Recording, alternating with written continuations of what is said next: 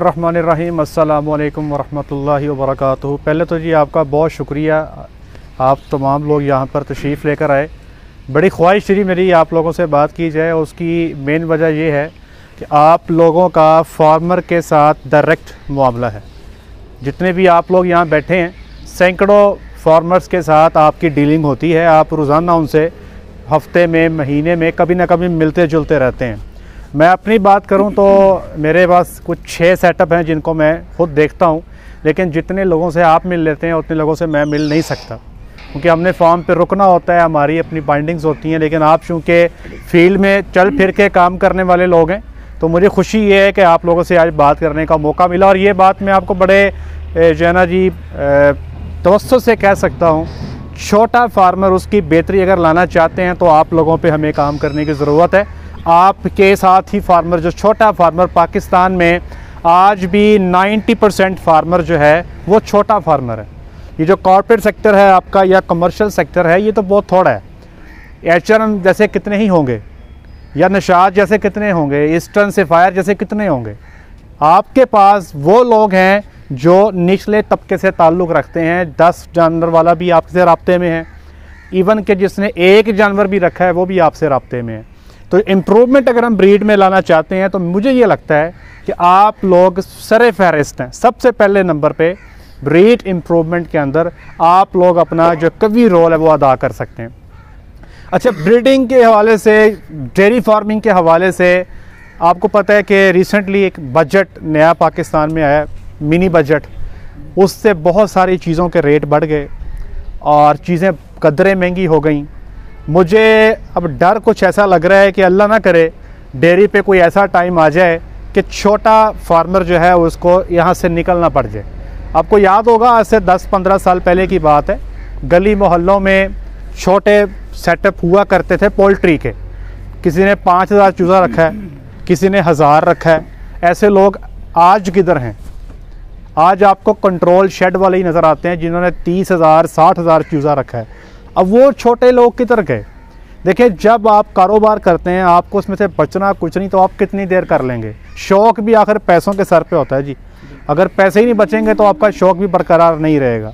तो मुझे इस वक्त जो ख़तरा है डेयरी सेक्टर में कि चीज़ों की कीमतें इस कदर बढ़ चुकी हैं, जानवर इस कदर महंगा हो गया है और इस कदर चीज़ें ऊपर नीचे हो गई हैं कि छोटा फार्मर, चाहे वो आपकी वलैती गायों वाला है, हमारे कई सारे भाई ऐसे हैं जिन्होंने 10 वलैती गैयाँ रखी हैं और कुछ भी नहीं है, या वो हमारे आम जानवर जिसमें भैंसें शामिल हैं, क्रॉस के जानवर शामिल हैं।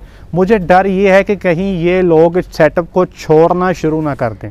ये छोड़ेंगे तो हमारी डेयरी इंडस्ट्री को बड़ा नुकसान होने का अंदेशा है। इसके लिए हमने आज से ही काम शुरू करना है। अब इस पर वर्किंग क्या है? सबसे पहले नंबर पर मुश्किलात हमारे सामने क्या हैं? सबसे बड़ा मसला इस वक्त जो फार्मर को सरे फहरिस्त है, जानवर अच्छा नहीं मिलता जी। अगर किसी ने काम शुरू करना है उसको पूछें कि भाई मुझे लोग रब्ता करते हैं मुझसे कि जानवर हमें ला के दें अच्छे, मैं कहता हूँ मुझे पता ही नहीं है किधर है वो। क्रॉस के जानवर रखना चाहते हैं जी, प्योर की हमारे पास कैपेसिटी नहीं है, हमारे पास इतने पैसे भी नहीं है, ना ऐसा सेटअप ही है। हमारे सेटअप में क्रॉस के जानवर रहते हैं, अच्छे जानवर जो 20 लीटर से ज़्यादा दूध करते हो हमें वो ला के दे दें। तो कोई एक ऐसी मंडी जहाँ से 100 जानवर ऐसे मिल जाएं, तो अब मेरे पास कोई ऐसी मंडी भी नहीं है। तो सबसे पहला मसला हमारे फार्मर का ये है कि उसको अच्छी क्वालिटी का जानवर नहीं मिलता। फिर जैसे ये किसी को जानवर अवेलेबल हो जाते हैं या जैसे भी जानवर वो ले आता है, अब जब वो फार्म पे जानवर को ले आता है तो सबसे अगला बड़ा चैलेंज है वो फीडिंग का। फार्मर खुद फीडिंग जो है अगर करता है तो मार्केट से चीज़ें इतनी महंगी हैं, वो ख़रीदता है तो वो कहते हैं दाढ़ी नालों मुच्छां वध गई हैं, ठीक है। अगर वो मार्केट से फंडे लेता है तो वो क्वालिटी उसको पूरी नहीं मिलती, तो इधर से भी पिसता है, इधर से भी पिसता है। कई सारे लोगों के पास आप चले जाएँ फार एरियाज़ के अंदर, लोगों को पता ही नहीं है सोयाबीन मील क्या होती है, कैनोला मील क्या होती है। मैं फार्मूलेशंस करके देता हूँ लोगों को, उनको जब मैं फार्मूला भेजता हूँ मुझे पूछते हैं कि डॉक्टर साहब आज चोकर कणक तो है साढ़े को, पर ए सोयाबीन मील ते कैनोला मील की होता है, वहाँ पे किसी को पता ही नहीं है। फार्मिंग हम शुरू कर रहे हैं लेकिन उसके लिए जो चीज़ें हमें दरकार हैं हमें उसका पता ही नहीं है, बहुत अक्सर लोग इससे वाकिफ़ नहीं हैं। फिर मज़ीद चैलेंजेस का सामना करना पड़ता है। तो अभी भी कुछ लोग ऐसे हैं जो 60 रुपये में गाय का दूध बेच रहे हैं। एक साहब की ऑनलाइन कंसल्टेंसी है मेरे पास, तो वो उन्होंने सारा हिसाब किताब किया और उसको एक्सेल शीट पे बना के मेरे साथ शेयर कर दिया। कहते यार आपने जो वनडे का फार्मूला दिया ना यार, ये जेब खाली हो रही, समझ नहीं आ रहा क्या करूं।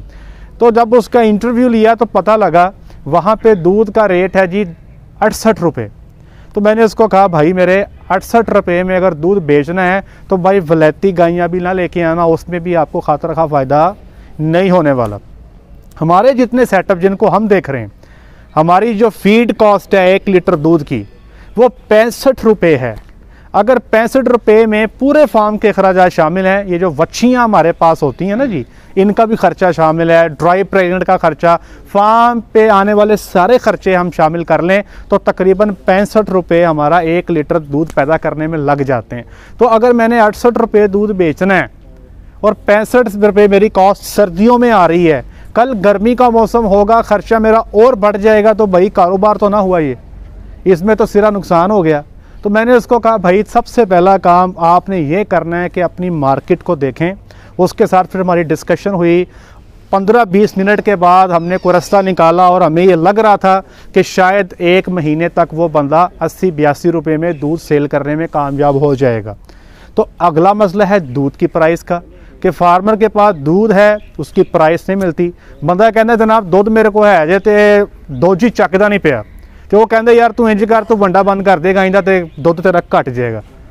अब वो कहता है डॉक्टर साहब मैं वंडा बंद कर दूँ। मैं कहा खुदा का नाम है भाई, आप इसका कुछ दही बना लो, घी बना लो, कुछ कर लो, जानवर का वंडा बंद करोगे ज़्यादती होगी, कमज़ोर होगी, फिर इसके साथ नए मसाइल आपको और दरपेश हो जाएंगे। तो मसाइल ही मसाइल हैं, छोटे फार्मर के बहुत सारे मसाइल हैं। फिर अगली जो मेन मसला फार्मर को है, ये सही सारे मसाइल, एडिटिव्स का फार्मर को कोई पता नहीं। हमारे यहाँ mineral supplementation, diet, formulas, each and everything, वो जहाँ से जो चीज़ सुनने को मिलती है वही चीज़ जो है हमारे साथ वो प्रैक्टिस में हमारे आ जाती है। लेकिन उसके असरार जो हैं, अब देखें हमारा साहिवाल का जानवर भाई 2 साल में ब्रीडिंग के काबिल होता है, ये गलत है। आप इसकी प्रॉपर फीडिंग करें। मैं आपको एक फार्म दिखाता हूँ, 12 महीने में साहिवाल की वच्छी ब्रीडिंग के वेट पर आ जाती है। अब ये कसूर वच्छी को तो ना हुआ, कसूर तो हमारा हो गया, हम उसको प्रॉपर फीड नहीं कर रहे। जब प्रॉपर फीडिंग करता है फार्मर तो जेब खाली हो जाती है। अब तीसरा मसला ये है कि इस साहिवाल वच्छी को 12 महीने में तैयार करते हैं, पैसे लगाते हैं, इसकी मार्केट में वो वैल्यू नहीं होती जितनी वैल्यू एक वलैती वच्छी की है। आप सब लोग बैठे हैं, आपके सामने 12 महीने की वलैती वच्छी हो या 12 महीने की आपके पास साहिवाल की वच्छी हो या क्रॉस की वच्छी हो, तो आपको पता है कि मार्केट में प्राइस किसकी ज़्यादा है। इनको 12 महीने तक इस वज़न पे लाने में शायद ख़र्चे में इतनी ज़्यादा कमी नहीं होगी, लेकिन मार्केट वैल्यू का बहुत ज़्यादा फ़र्क आ जाएगा। तो किस्सा मुख्तसर मेरे कहने का मकसद ये है कि फार्मर के मसाइल बहुत ज़्यादा हैं। अब इतने ज़्यादा मसाइल के साथ वो जो है ना दौड़ लगी है, और ये देखना है कि कौन तर जाता है, कौन डूब जाता है। और हमारे यहाँ पे इकट्ठे होने का मकसद ये है कि हम इस फार्मर की मदद करें, हेल्प करें। हम अपने चैनल के थ्रू भी कोशिश कर रहे हैं कि जितनी इन्फॉर्मेशन हो सके फार्मर तक पहुंचाएं, ताकि जो गलत प्रैक्टिसेस हैं उसको छोड़ा जाए, थोड़ा मॉडर्नाइज़ किया जाए। सबसे बड़ा मसला फार्मर की कैलकुलेशन ही कोई नहीं है। आप उसको पूछे ना भाई तेरे फार्म का खर्चा क्या है, तुझे बचते कितने हैं, छोटी तेनू कितने दी पै गई, कोई पता नहीं। तो जब अल्टीमेटली 3-4 सालों के बाद जब वो देखता है कि यार मैं उधर का उधर ही खड़ा हूँ, फिर उसको समझ आती है कि यार मैंने तो 4 साल ज़ाया कर दिए। तो इन तमाम मसाइल के पर हमने हल फार्मर को देना है। उसमें उन हल का, उनमें जितने भी सॉल्यूशंस हो सकते हैं, उसमें सबसे बेहतरीन है कि आप फार्मर के डोर स्टेप पे क्वालिटी ब्रीड का सीमन पहुँचाएँ। अब देखें ना, फार्मर के पास एनिमल तो है नहीं। मैंने जब अपना काम स्टार्ट किया था डेयरी सेक्टर में, तो 2010 में क्रॉस के जानवरों पे स्टार्ट किया था। और मेरे पास जो जानवर थे मुझे आज भी याद है, जिसका 24 घंटे का 12 लीटर दूध होता था ना, छाला मारते थी जनाब, क्या बात है जी, बड़ा दूध देगी गाय जनाब, क्या बात है। लेकिन आहिस्ता आहिस्ता हम सीमन रखते गए, 5 नस्लें वहाँ तक नस्ल दर नस्ल मामला चलता गया। अब सूरत हाल ये है कि जो वच्छी पहले सूए में 20 से कम दूध करती है, हमें वो पसंद ही नहीं आती, मतलब बार रेज हो गई। और इनकी मदर्स कौन सी थी, जो मैक्सिमम 12, 14, 15 लीटर दूध करने वाली थी। अब चूंकि फार्मर को नहीं पता कि क्वालिटी का जानवर उसे कहाँ से मिलना है, तो ये ज़रूर हो सकता है कि जो उसके डेरे पे जानवर खड़ा है, हम उस जानवर से अगले आने वाली नस्ल को बेहतर कर लें। और ये आप सब लोग जानते हैं कि जब फार्मर को हम कहते हैं ना कलिंग, जानवर को निकालो, वो नहीं मानता। वो कहता है डॉक्टर साहब जो मर्ज़ी करो, जितने मर्ज़ी पैसे लो, ये बहुत अच्छी है, इसको गब्बन कर दो यार, मैंने रखनी है। हमारे यहाँ छोटा फार्मर जानवर से मोहब्बत करता है, ये कारोबार नहीं करता, ये इश्क करता है।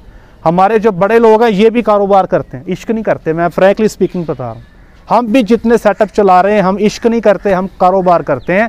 लेकिन हमारा छोटा फार्मर वो इश्क करता है, वो जानवर को अपने घर का फैमिली मेम्बर समझता है। अब उसके एनिमल की ब्रीड को इम्प्रूव करना है हम लोगों ने मिलकर। अब यहाँ पे जो बात मैं आपसे शेयर करने जा रहा हूँ कि एक तो हमारे ट्रेंड ये है कि सिंपल जाएं, जो भी सीमन अवेलेबल हुआ आप वो रख के आ जाएं। एक तो ये ज़्यादा ट्रेंड है।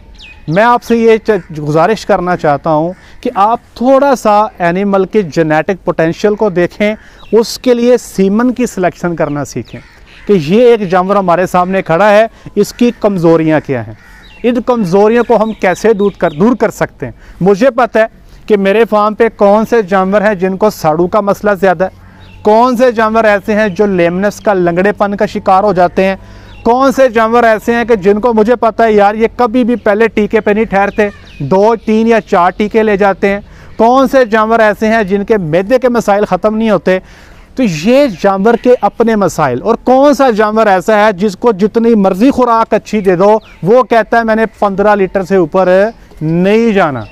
हमने ये देखना है कि इस फार्मर के मसाइल क्या हैं।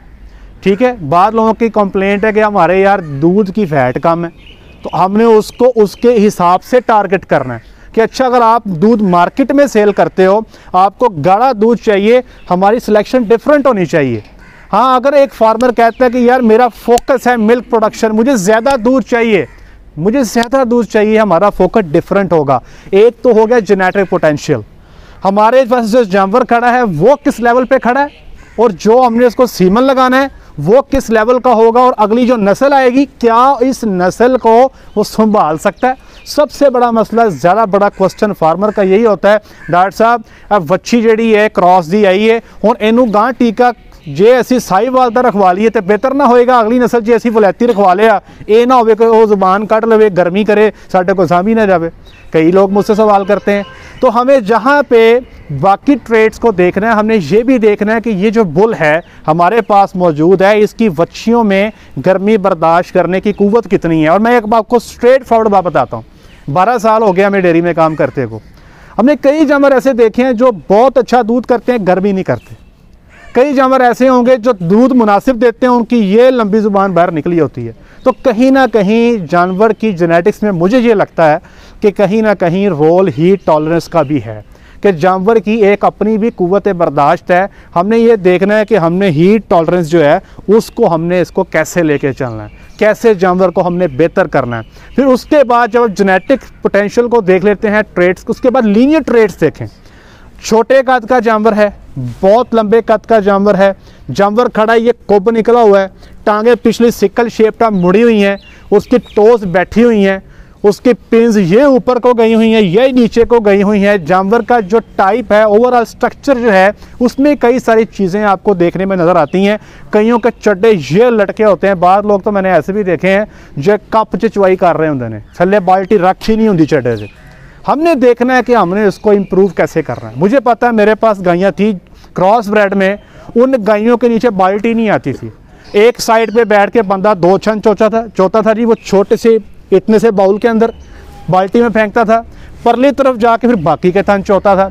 अब वो उस जानवर के अंदर इतना बड़ा अडर वो उसका, जिसके नीचे बाल्टी नहीं आ रही, इतना अडर की डेप्थ है, हमने इसके लिए कौन सा बुल सेलेक्ट करना है, इसके थन बहुत बड़े हैं। तो ये सिलेक्शन जो है आप लोग ये करनी सीखें। मैं आपके पास मौजूद हूँ कि किस एनिमल के लिए। अब अगली बात ये है कि बुल आपने कौन सा इस्तेमाल करना है, पहले आप अपने लिए तय कर लें। हमारे यहाँ एक बड़ी बहस चल रही है पूरे पाकिस्तान में कि यार ये TPI क्या है, ये BPI क्या है, ये RZG क्या है, ये NVI क्या है। देखें, हर मुल्क ने जो सीमन पे काम करना है वो अपने मुल्क को देख के करना है। अमेरिका के अंदर डेयरी का मॉडल क्या है, अमेरिका के अंदर डेयरी का मॉडल बेस करता है 3 साल पे। आप एनिमल को लेके आएँ, टका के दूध लें, बाद में जब देखा कि अब ये एनिमल ब्रेक इवन से नीचे आया, आप इसको कटवा दें, उतने ही पैसों में नई बच्ची आ जाती है जो प्रेग्नेंट है। हमारे यहाँ तो ऐसा नहीं है।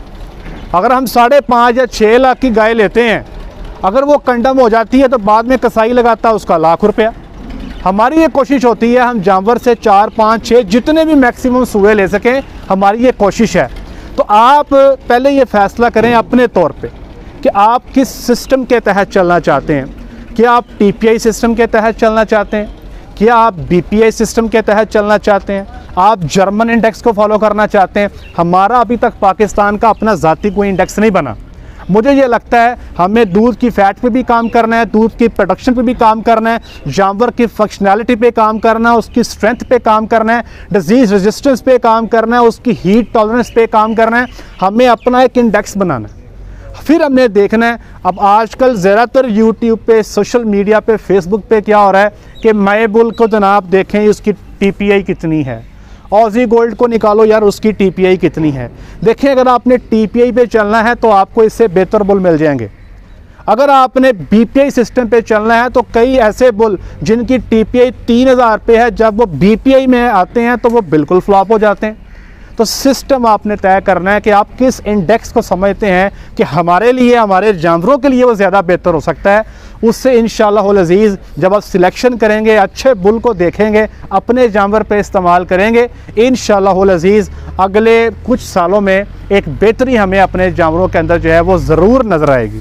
मेरा ख्याल है ज़्यादा लंबी चौड़ी बहस से आप लोग बोर हो जाएंगे। अब मेरा ख्याल है डॉक्टर साहब इनको फार्म का विजिट करवाया जाए, उसके बाद बैठ जाएंगे। कोई सवालात हो आपके, या रास्ते में आप कोई बातचीत करना चाहते हो, कोई बात पूछना चाहते हो, तो इंशाल्लाह आपके लिए हाज़िर हैं जी। चलें जी, फार्म को विजिट करते हैं।